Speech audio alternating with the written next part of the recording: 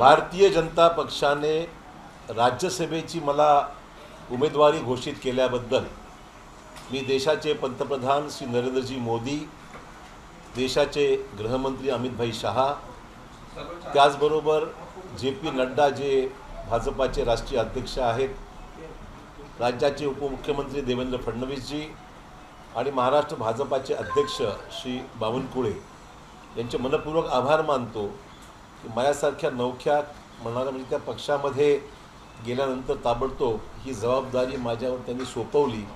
हा माझ्यावर टाकलेला फार मोठा विश्वास आहे असं माझं व्यक्तिगत मत आहे आणि त्या विश्वासाला मी सार्थक ठरेन. भाजपाचं काम या राज्यामध्ये अधिक वाढवण्यासाठी माझ्याकडून संपूर्ण सहकार्य आणि मदत आणि मेहनत निश्चित मी घेईल आणि महाराष्ट्राचे प्रश्न, महाराष्ट्रातले विकासात्मक ज्या कल्पना आम्हा सर्वांच्या आहेत, जनसामान्याच्या आहेत, त्या राज्यसभेच्या सभागृहाच्या माध्यमातून निश्चित केंद्र सरकारच्या समोर आणून त्याच्यावर न्याय निश्चित मिळेल याबद्दल मला खात्री आहे. त्यामुळे त्यांनी जो विश्वास माझ्यावर व्यक्त केला आणि ताबडतोब ही जबाबदारी राज्यसभेची उमेदवारी देऊन जी या ठिकाणी व्यक्त केलेली आहे त्याबद्दल माझे शब्द अपुरे पडत आहेत. मी त्यांना मनापासून धन्यवाद व्यक्त करतो. आज भाजपा की राज्यसभा की उम्मीदवारों की घोषणा अभी हुई है और मुझे खुशी है कि आज भाजपा के इस लिस्ट में मुझे यहाँ पर स्थान मिला है. उम्मीदवारी देकर इस चुनाव में मुझे उतारा गया है. इसलिए मैं देश के प्रधानमंत्री श्री नरेंद्र मोदी जी, देश के गृहमंत्री अमित शाह जी, राष्ट्रीय अध्यक्ष भाजपा के श्री जे.पी. नड्डा जी और महाराष्ट्र के उप मुख्यमंत्री देवेंद्र फडणवीस जी और महाराष्ट्र भाजपा के अध्यक्ष श्री बावनकुळे जी, इन सब का मैं तहे दिल से शुक्रिया अदा करना चाहूँगा कि मेरे जैसे व्यक्ति को तुरंत उन्होंने एक ताकत देने के हिसाब से, काम करवाने के हिसाब से मुझे राज्यसभा में उन्होंने मुझे मौका काम करने का यहाँ पर इरादा उनका घोषित किया है. और मैं भी मेरी तरफ से जो भी अनुभव आज मुझे है राज्य के प्रशासन में, मैं पहले भी सांसद रह चुका हूँ लोकसभा में 2 बार, उसका पूरा फ़ायदा भाजपा को और ख़ास करके जो देश की जनता की अपेक्षाएं हैं उनका आवाज़ बुलंद करने के लिए निश्चित तौर पर सभागृह में, हाउस में उठाऊंगा. और मुझे पूरी उम्मीद है कि सरकार भाजपा की आज है, कल भी रहेगी और उस सरकार के द्वारा लोगों के जो अपेक्षाएं हैं उनको पूरा करने में मुझे कामयाबी मिलेगी, ऐसे मैं अपेक्षा करता हूँ. इसलिए मैं सभी श्रेष्ठी जो भाजपा की उनका आभार व्यक्त करता हूँ. Today the list of the Rajya Sabha candidates of the Bharatiya Janata Party has been announced and I am very glad to know that my name has been announced as the candidate for the BJP in Maharashtra. I thank the country's the Prime Minister of India, Shri Narendra Ji Modi, Shri Amit Bhai Shah, the Home Minister of India, at the same time the National President of the BJP, Mr. J.P. Nadda, Deputy CM of Maharashtra, Devendra Fadnavis ji, and Maharashtra Bhajapa President, Sri Bawankuळे ji, who have been instrumental and getting my name approved for the important assignment. I feel this is the faith they have put on me, the opportunity they have given me, and a newcomer for me as a person like me joining just recently the BJP. I think it's more of a faith, more of a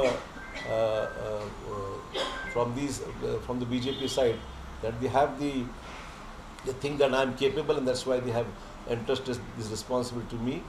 And I'm sure that with this sort of faith they have reposed in me, I'll be able to effectively function as a member of the Rajya Sabha at the center, raise the issues of the common man in the center, and with today's BJP government in Maharashtra and definitely and in country, and definitely in the coming times we'll see that we have the BJP government again in the center. We'll be able to implement the issues raised and the problems of the common man of the country be resolved. So I'm grateful to the leadership for giving me this opportunity. Ashok ji Marathwada region के लिए दो इस बार राज्यसभा की उम्मीदवारी घोषित हुई है, किस तरीके से देखते हैं और खास करके आपके आने के बाद जो मराठवाड़ा रीजन है वो कितना स्ट्रांग समझते हैं? देखिए, मैं समझता हूँ सिर्फ मराठवाड़ा ही नहीं, नांदेड़ की भी जो बैकलॉग समझूंगा, पॉलिटिकल बैकलॉग बीजेपी का, वो आज इस फैसले से निश्चित तौर पर एक बोनस के रूप में मिला है। नांदेड़ से दो सांसदों को यहाँ पर अपॉर्चुनिटी मिली है राज्यसभा में। एक हमारे साथी हैं मिस्टर गोपछेड़े, जो भी नांदेड़ से बिलोंग करते हैं और भाजपा के डॉक्टर सेल के वो प्रमुख है, महाराष्ट्र के हैं, तो उनको भी घोषित किया गया है, वो भी नांदेड़ से ही बिलोंग करते हैं।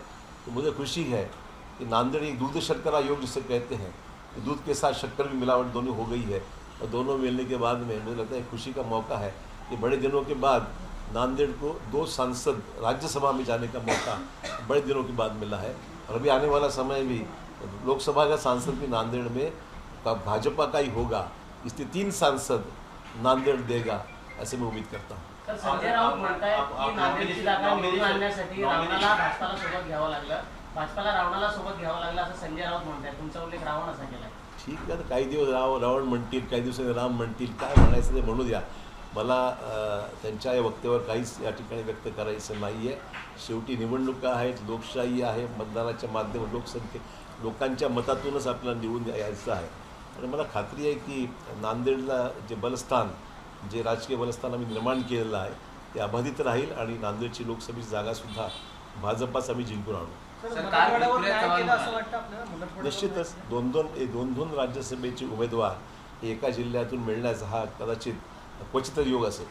सर, काल पृथ्वीराज चव्हाण म्हणाले की अशोक चव्हाणांना महाराष्ट्राच्या कॅबिनेटमध्ये राहायचं होतं, त्यांना राज्याच्या राजकारणामध्ये राहायची इच्छा होती, मात्र ती मागणी त्यांची मान्य झाली नाही, म्हणून त्यांना राज्यसभेवर जावं लागतं. नाही, म्हणून तर मी असं आहे, माझ्या मनात काय किंवा माझी मागणी काय हे त्यांना कसं कळालं हा संशोधनाचा विषय आहे.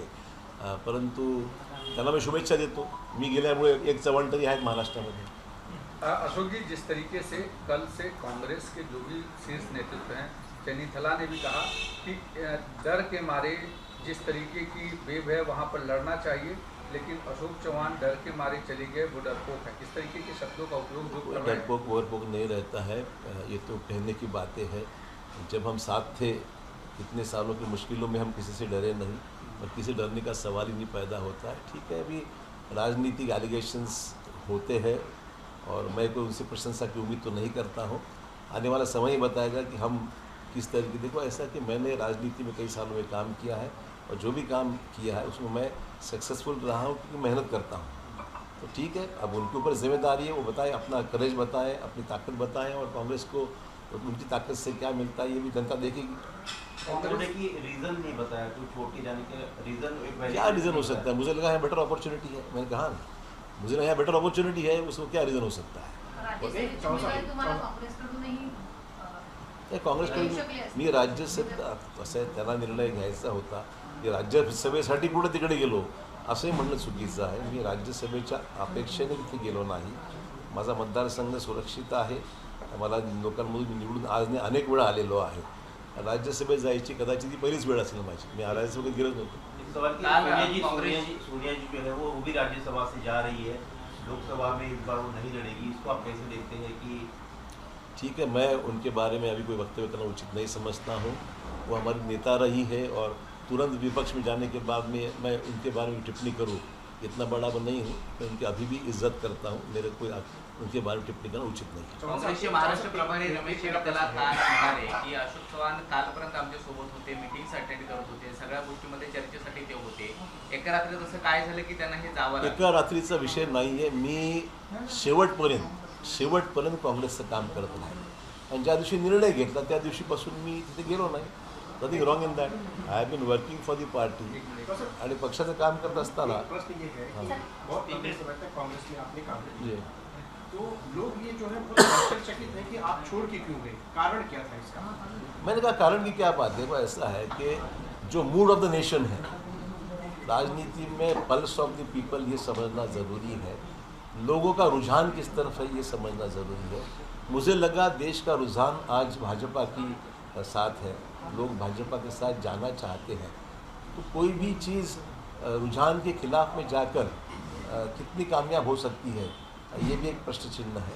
मुझे लगा यहाँ बेटर अपॉर्चुनिटी होती है, यहाँ काम करने का मौका भी मिल सकता है। मैं पहले से कांग्रेस वाला हूँ, कांग्रेस में काम किया है मैंने, जो भी काम किया उसमें यश मिला है। मेरे को सवाल है कि आज जो बदलते हालात हैं उसके देखते हुए महाराष्ट्र की तैयारियाँ ये कितना चैलेंज स्वीकार करती है, ऐसा कुछ मुझे नज़र नहीं आ रहा। Let's be very Frank.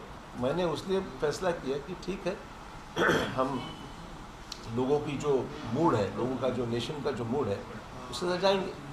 Sir, महाराष्ट्राचे काँग्रेसचे प्रभारी चन्नीतला यांनी म्हटलं की काँग्रेसबाबत जर तुमची कोणती नाराजी होती त्यांच्यापर्यंत कधीही पोहोचवली गेली नाही किंवा तुमची जे काही म्हणणं होतं ते कधीच पक्षापर्यंत तुम्ही पोहोचवलं नाही. कालचं नाही, विशेष गेल्या अनेक वर्षापासून मी काँग्रेसमध्ये काम केलेलं आहे.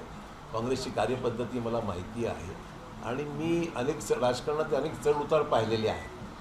त्यामुळे नाराजी नुसतीच व्यक्त करून उपयोग काय असतो. शेवटी असं आहे, कुठल्याही गोष्टीचा त्याच्यामध्ये लॉजिकल फॉलोअप ॲक्शन असायला पाहिजे. नुसतंच त्या ठिकाणी नाराजी व्यक्त करण्यापेक्षा it should visible action, timely action it should be taken.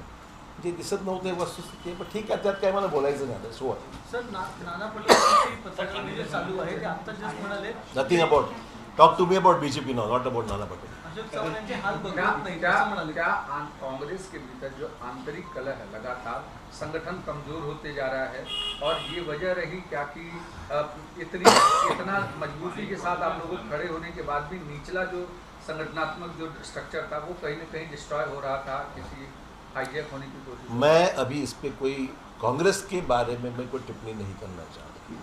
मैं कांग्रेस छोड़ चुका हूँ, भाजपा ज्वाइन कर चुका हूँ. कांग्रेस में जो होना है उनके कर्मों का फल होगा, मुझे उसमें कुछ कहना नहीं है. मैं यहाँ उतरा हूँ मैदान में और मैं मेहनत करूँगा. और जैसे कांग्रेस के लिए मेहनत जितनी ईमानदारी से किया है वैसे ही ज़्यादा ईमानदारी से काम मैं भाजपा के निश्चित तौर पर करूँगा. और जो उम्मीदें मुझ पर भाजपा के नेतृत्व ने लगाई है उसको ज़्यादा से ज़्यादा पूरी करने का प्रयास मेरा रहेगा. You have said that it is a very rare occasion that 3 MPs will be from Nanded Correct. region. When it comes to Lok Sabha, 8 of the 48 Lok Sabha seats are from Marathwada. How do you see this strengthening the BJP in Marathwada? You see, with changing times, things have changed drastically in the state as well as Marathwada. I would like to come to a figure immediately because with the change scenario, I'll have to first go into the depth of the local situation. But I'm pretty confident that BJP will perform definitely better in Marathwada as such. Already there are few seats. I think we'll add a few more with that. With the combination of Shiv Sena, Mr. Shinde, and NCV of Ajit Pawar, these three parties will definitely come together and will avoid any split of votes and should get a fairly good share in that. Sir आपके पुराने काँग्रेसचे साथी, जे आपके- आमदार आहेत हिरामण खोसकर ते असं म्हणाले की मी काही दिवसात काँग्रेस सोडणार नाही, पण आमच्याकडे वरिष्ठांपर्यंत कितीही तक्रारी घेऊन गेलो तरी कोणी ऐकत नाही आणि त्याच्यामुळे आम्ही सगळे काँग्रेसचे खासदार 17 खासदार आमदार आहेत आणि वैतागलोय अक्षरशः आमच्या पक्षश्रेष्ठी. No comments. आपल्यासोबत काय आता मी काँग्रेसमधून गेलो असेल मला कशाला विचारतो तुम्ही या प्रश्नाबद्दल. पण आपके सर पुराने तुम्ही काँग्रेस काँग्रेस सोडताना तुमच्या वरिष्ठांना भेटला होतात का? तुम्ही काय बोलून दाखवलेलं होतं का? काही चर्चा झाली होती? Past is past, nothing now. आज समथिंग else. आपके सहयोगी मिलिंद जी भी आपके साथ कल हाँ, फिर खुशी है, वो भी साथ में रहेंगे. अभी हम जो बिछड़े हुए थे अभी साथ में आ गए राज्यसभा में.